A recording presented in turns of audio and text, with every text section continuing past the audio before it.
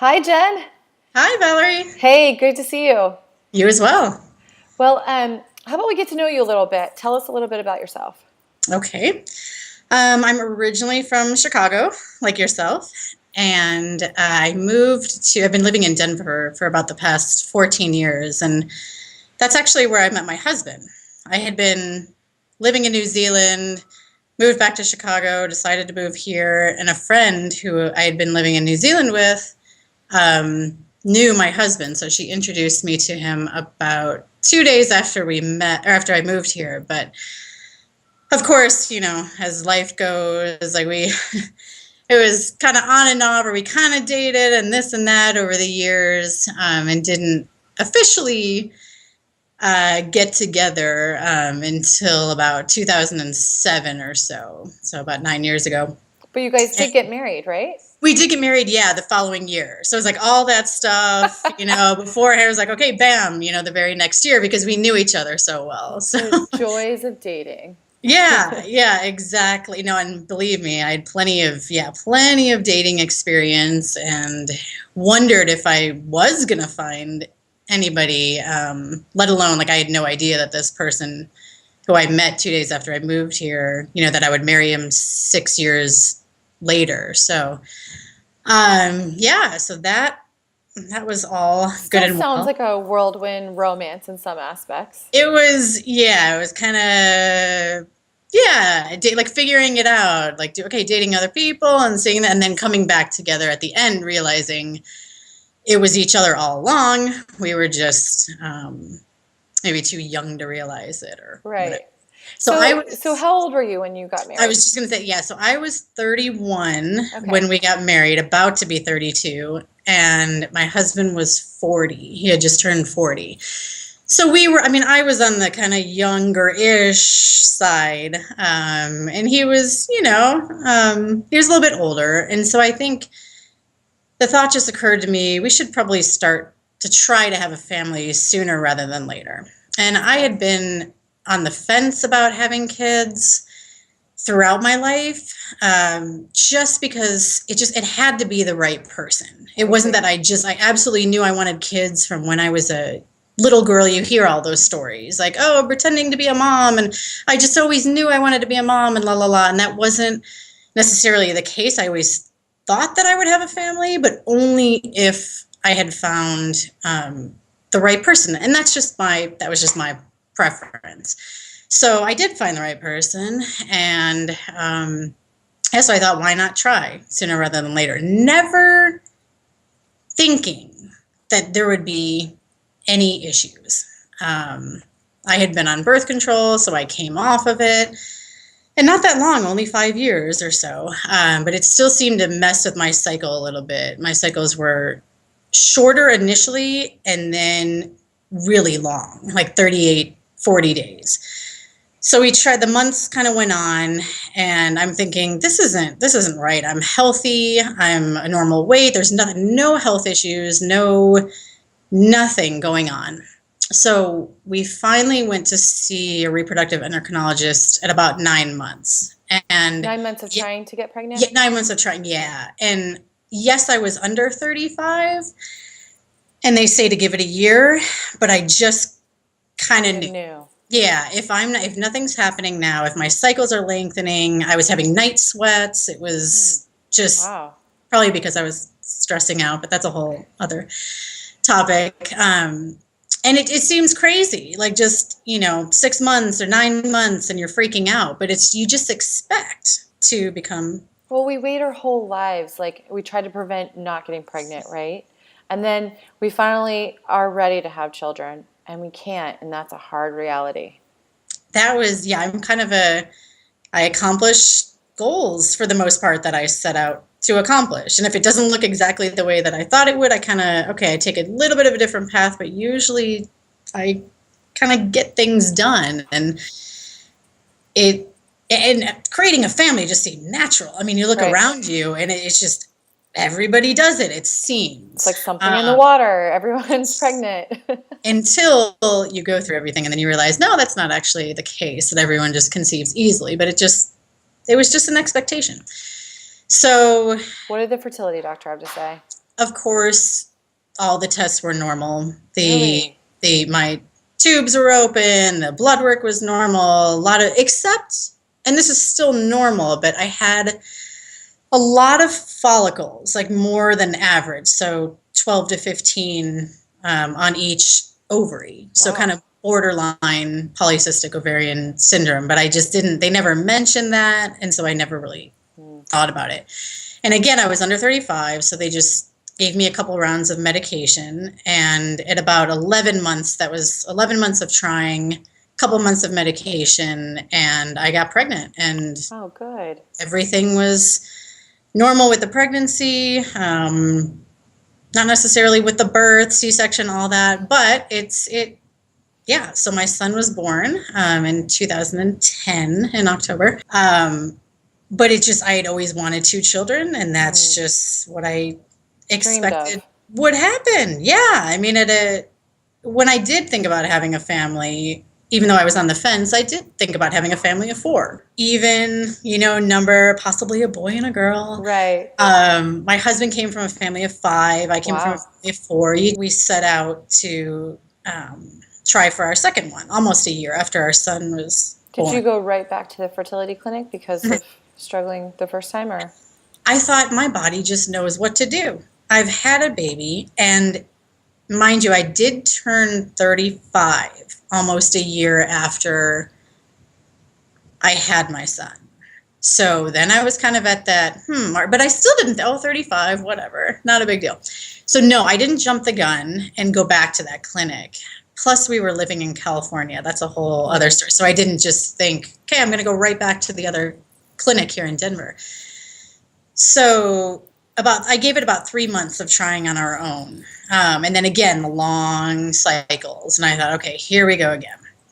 So when we were out in California, yes, I did go to a reproductive endocrinologist out there who prescribed me medication. Figured, okay, let's just do the same thing we did last time. Somehow I get pregnant on that first round. Although I thought, okay, great. Yeah, of course. That's supposed to happen.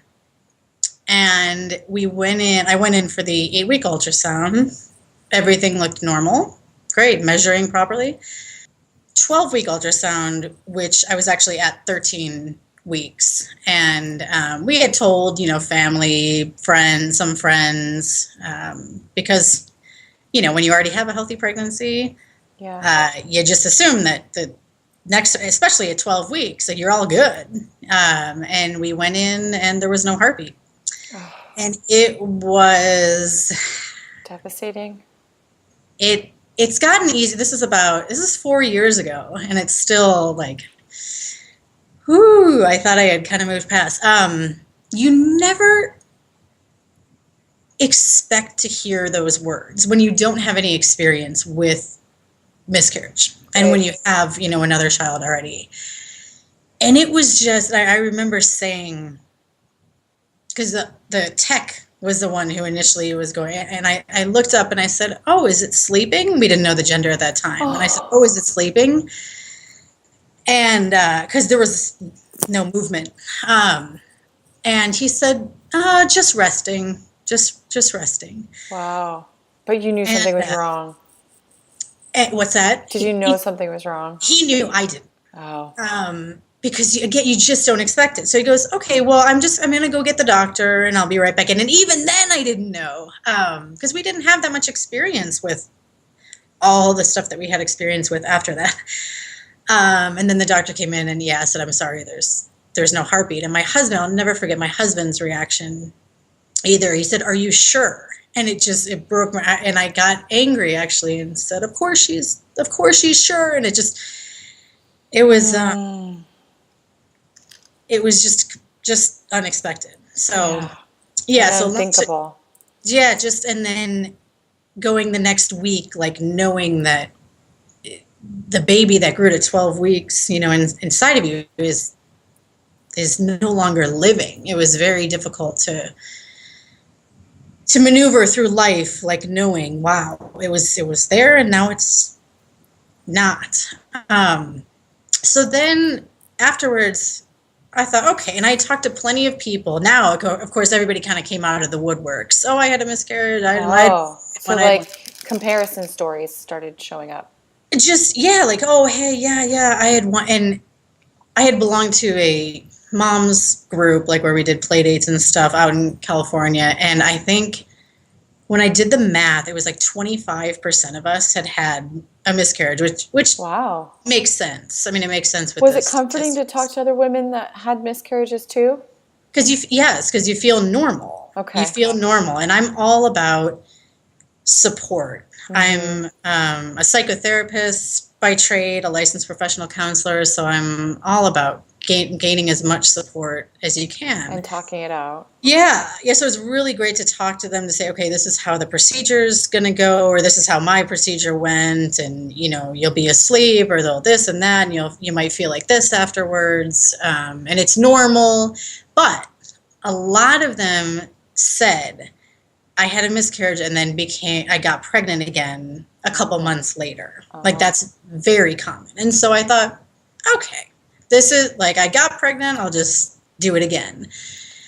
And so we moved back to Colorado, and I just gave it some months, 3 months of trying on our own, seeing if that would work. And then How was your family during this time? I mean, when you had to go back and tell everybody that now the pregnancy wasn't going to be viable. we had only told, I guess, like a handful of people, and everybody was, of course, overwhelmingly supportive. Um, and I guess I was glad that I had told some people, just because we didn't have to keep it to A secret. ourselves. Yeah. But what was challenging and throughout all this is when you already have a child, and then I was supposed to be parenting my child, and it was devastating. Then your whole focus is kind of on the miscarriage and getting pregnant again, and da da da. And they're like, okay, wait, I have this child to take care of. And of course, I was absolutely grateful for him throughout all this. But we were, again, trying to attempt to Grow your family. grow our family, right? So yeah, when my son turned 2 is when we then started doing intrauterine inseminations with medication, and we tried 3 of those. And usually after your third or fourth one, it's not going to happen, and so you then move up to IVF. Well, somehow I did become pregnant on the third one. It's kind of a mystery, because when we went on to move on to IVF, they had to do a test, like a pregnancy test. And lo and behold, I was pregnant, but I had bled heavily a couple of weeks, before that. So I said, there's no way that it's viable. And it wasn't viable. So then moved on to IVF. And I guess, by this time, so I'm dealing with something, I was dealing with something called secondary infertility. So the ability to birth a child, to have a first child, but then have trouble having a second one. And it depends. There are a couple of different definitions, where one says there was no intervention the first time around, or no medical anything the first time around. And then others just say you were just able to have a first child. So I was like, I do fit into secondary, even though I had a little bit of trouble the first time around. Well, most people don't realize that 1 in 8 couples struggle with infertility. So, it can be a male factor too. Or did they ever check his sperm? Or Anything. Yeah, they did, and there was nothing going on there. so you both had like completely unidentified but infertility issues. No problems per se, but just the tests, all the blood work came up normal. Yep. And my husband was more than adequate. And that's what I just had long cycles, and I had a lot of follicles. So again, indicative of mild, PCOS. Yeah. But I also was stressing out a lot during this time, a lot. And so I know, that ultimately, does stress contribute to infertility? Over the years, I've thought about that a lot more, and I do believe it does. So they couldn't come up with anything. Even when we did go through IVF, they were able to retrieve, 26 eggs and Wow. 22 fertilized, and Great. I think 11 made it to blast. And then we did do chromosomal testing on them just because I didn't want to endure another miscarriage. And we ended up with 6 embryos. So great. Fabulous, right? So again, I go into it like, woo, I'm confident. We had, 6 embryos. That's a good number. And I was only 36 at the time that we froze them. And our chances are huge. My lining looked good and everything, all the hormones, everything. And on our first frozen embryo transfer, it kind of took, but it didn't. You're supposed to have at least a 51 HCG, and I had 49, and right on the border. And I was like, I can't do this anymore. I can't do this anymore. And all this time, like, secondary infertility is kind of unique in that there's not as much support for people because we already have a child. Right. So you look at like, well, you already have one. You already have one. So not only do we not feel as much empathy for you, but people who don't know that you're struggling just think, well, you're fertile. You already, because you have a child, if you don't tell them what's going on. Sure. And, you're trying to raise your child, like I said before, and while you're trying to raise your child, you're going to museums and parks and birthday parties and play dates and the library and church and everywhere where people seem to be pregnant and with their, and they have their double stroller and their they have a year set and a of half twins. Yeah, it's all over. So while somebody with secondary notices the people who are pregnant and with a child, people who don't have a child yet, just notice the pregnant women, but they're not necessarily in all those places where moms are, where kids are, where, when I didn't have my son, I wasn't frequenting, the children's museum and parks and places like that. So it's really kind of in your face. So then when you go online, I used Resolve as an online support. They're great. Quite a bit. Yeah, wonderful. Except we're secondary infertility people are kind of segregated, which is nice because we can, relate to each other. But God forbid if you go over, if you make any kind of a mention, that you have a child already. I kind of made that mistake by asking a question. There are a lot of people that mostly there are people on there who do not have a child already. And so I went into a category, just IUIs, IVF, where you can ask, questions. And you do kind of put a disclaimer at the top if you already... Like a description about who you are and what your situation is. Well, you put a disclaimer that you already have a child. So that and it's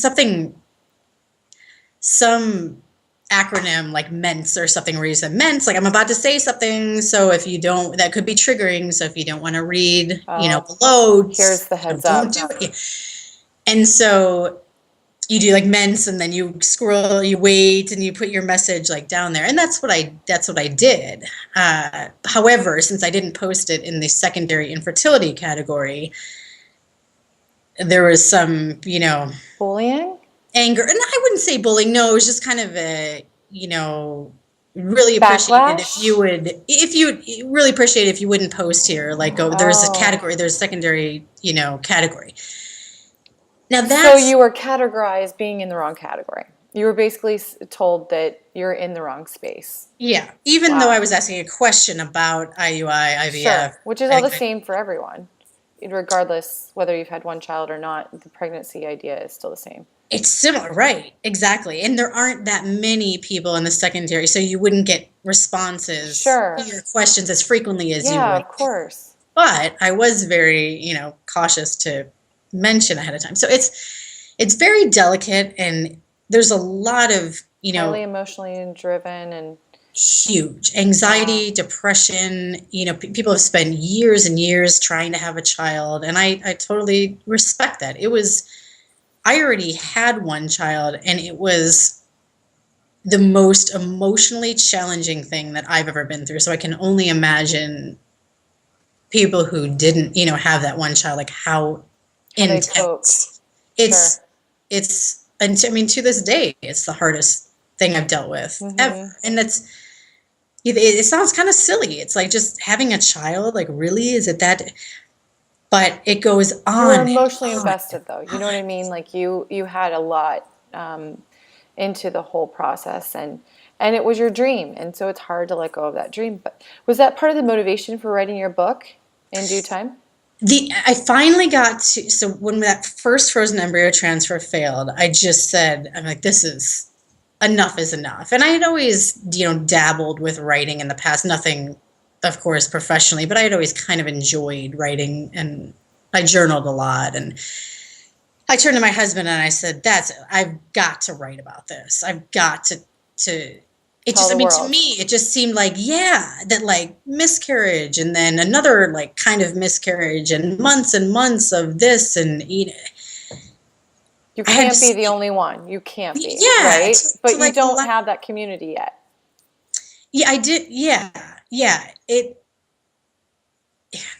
I knew there had to be so many of us, and I knew by like going online that there were, and that I just wanted to just to say to people, like, you're not alone. This is my story, and hopefully you can relate to it and not feel as alone. And so I wanted to get the word out. And it was, really at the end of the day, it was a form of therapy, just getting the story down, writing it all out. And it was a hard form of therapy because I'd be sitting in Starbucks writing, and I wrote about the 12-week miscarriage at that point, and just kind of like bawling to myself, but doing and trying to, not be noticed. Yeah, which is, I mean, with infertility, we try to keep this hush hush with, like I was watching some of your videos on your website with egg freezing, like, well, let's, because people might think it's kind of weird, or let's keep it quiet, or right, it might affect your dating life, or someone might think that you're baby crazy. Exactly. And there's this kind of, secrecy, this shame to it that, I don't want to be discovered. And I just kind of wanted to help ease that doesn't have to be, that's not the way it has to be. But along with that, there's something that in the community we call the Pain Olympics. And I don't know if you've heard about the Pain Olympics. Pain Olympics is kind of comparing your stories like to one another to see who has it worse and to see who wins the Pain Olympics. Yeah. So, those who try, you can have tried for 3 months to conceive. You can have tried for 8 years and had 5 miscarriages. And of course, the one who tried for 8 years and had 5 miscarriages, they win because they had the most painful story. So it's been somewhat difficult having, it only taking 11 months to conceive, my first child, because it can tend to be like, well, that was nothing. That was nothing. You didn't even have to do IVF yet. Yeah, like, well, I had 5 miscarriages, and I had, and really, all of our stories are valid, whether it's, I can't find somebody to procreate with, it took me 6 months, and I was expecting it to be 2 months, I had to use donor egg. I mean, they're all valid, and they're all, if we consider them painful, like our journey painful and that it was challenging, it is. And it's not just because, your story is worse than someone else's. Yeah. Right. And that's one of my biggest, it's really sad because I'm involved in the community now, and I see it, and it's sad. There's way more of a response to people's stories who have had it worse. There's a bigger like, oh, poor you, rather than. But your story doesn't end with just one child. So how about you share a little bit about what happened next with you? yeah, and after the first frozen embryo transfer, because of timing, we had to wait about 3 months to do another transfer, which can be torture in the journey. 3 months, looking back on it, it seems like nothing, but it just goes on and on. So I changed a lot of things at that time. I went gluten free. Wow. I meditated for about 45 minutes every morning. I said, whatever is going to happen is going to happen. And I Release let it. go. I can't, obviously I can't control this. So I have to let go of the outcome. And I mean, yes, that was true to a certain degree, letting go of the final outcome. Of course, I'd had that seed of hope that this would work. Sure. And so we transferred one initially, and then we transferred one the second time around. And then our plan was to, if that didn't work, to then transfer two. But I never wanted, Twins. 3 children. Yeah. Twins. And that's a whole other subject. So did you do one embryo or two? We transferred one the second time, and that did end up taking. Great. And it's one of those things where if you've been through miscarriages before, losses before, Yeah.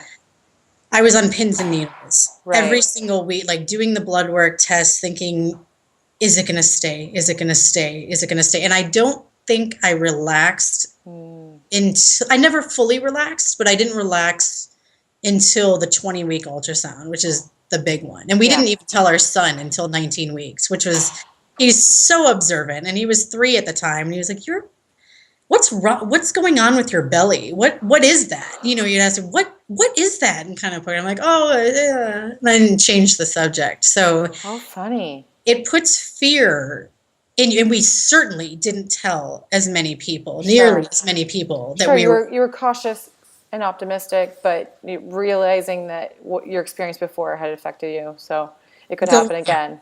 Yeah. Oh, yeah. Yeah. Easily. And so I said, okay. And I had sent an email the first time saying it didn't work, and we're gonna kind of reassess and keep our plans to ourselves, and please don't ask about this. Yeah. And it's hard because your family cares and they're asking only because they care, but those questions are so hard to answer. You're just like, don't talk to me about it. I just don't want to talk about it. Yeah, and family and friends may care, but I really believe that unless you've been through some kind of an experience related to fertility, it's tough to really get it, to relate. So while you do appreciate the support, it's just like you can only explain so much. Yeah. And so I didn't want to go into, I mean, obviously this stuff is it's just very, very detailed. And so, week by week by week by week, I just, please, be okay. Continue to do the meditation, all of that. And ended up having a vaginal birth, after I had a C-section, which is my wish and intention and all of that. So, so here I am sitting here today with a completed family, which feels that's wonderful, fabulous. Well, thank you for sharing your story. You've been so open, and I think it's just a really neat way to look at it. Like, you've taken really all the pieces and brought it for good, and I think thankful that you're out there and sharing that. Yeah, and I appreciate you letting me tell my story. Well, that's what this community is all about. So, well, thanks so much. And we're going to keep up with you as your kids grow and show everybody your book in case they want to read more details about each and every journey piece that you went through. And take care. Great. Thanks, Valerie. Bye. Bye.